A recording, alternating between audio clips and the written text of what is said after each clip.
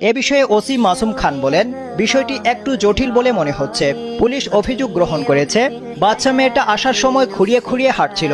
মেয়েটা ভেবেছিল বাড়িতে এসেই বাবাকে সবকিছু জানিয়ে দেবে। বাবা ভাঙ্গাড়ির ব্যবসা করতেন, তাই তেমন একটা বাড়িতে থাকতেন না।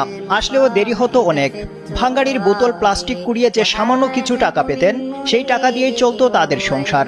মেয়ে তার বাবাকে জানিয়ে দেবে বুঝতে পেরে মা তার মেয়েকে অনেকভাবে বোঝান, সাথে কিছু টাকা এবং নতুন জামা কিনে দেবেন এমন প্রলোভনও দেখান। সেদিন বাবা আসার আগেই ঘুমিয়ে পড়ে মেয়েটা, তাই আর জানানো হয়নি। এর ঠিক পরের দিন রাত 9টার দিকে মা তার মেয়েকে আবারও পাশের আরেকটা গ্রামে নিয়ে যান। মেয়েটা কোনোভাবেই যেতে রাজি হচ্ছিল না। মা প্রথমে মেয়েকে ইমোশনাল ব্ল্যাকমেল করেন, তবুও রাজি না হওয়ায় মা এবার অন্য একটা কাজের উসিলা বের করেন। এরপর বাচ্চা মেয়েটাকে একরকম জোর করেই নিয়ে যান। মা আবারও তার মেয়েকে নিয়ে আসেন পাশের গ্রামের একটি বাড়িতে। এখানে আরেকটা ছেলে জোর করে ধর্ষণ করে মেয়েটাকে।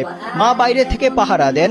এরপর টাকা পেয়ে মেয়েকে নিয়ে চলে আসেন। বাচ্চা মেয়েটা এবার আর সহ্য করতে পারেনি। তার মা আবারও তাকে দিয়ে এমন কাজ করাতে পারেন, এই ধারণা থেকে পুরো ঘটনাটি জানিয়ে দেয় বাবাকে। এই বিভৎস ঘটনা জানার পর বাবার মাথায় যেন আকাশ ভেঙে পড়ে।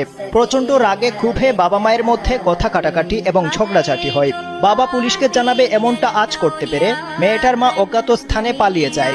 জানা গেছে 15 মার্চ বিকেলে ভুক্তভোগী শিশুর বাবা ঝিনাইদহের শৈলকুপা থানায় অভিযোগ দায়ের করেছেন। শৈলকুপা থানার ওসি মাসুম খান কালবেলাকে বিষয়টি নিশ্চিত করেছেন। থানায় দেওয়া অভিযোগে শিশুর বাবা উল্লেখ করেছেন, তিনি পেশায় ভাঙ্গাড়ি ব্যবসায়ী, এজন্য বেশিরভাগ সময় বাড়িতে থাকেন না।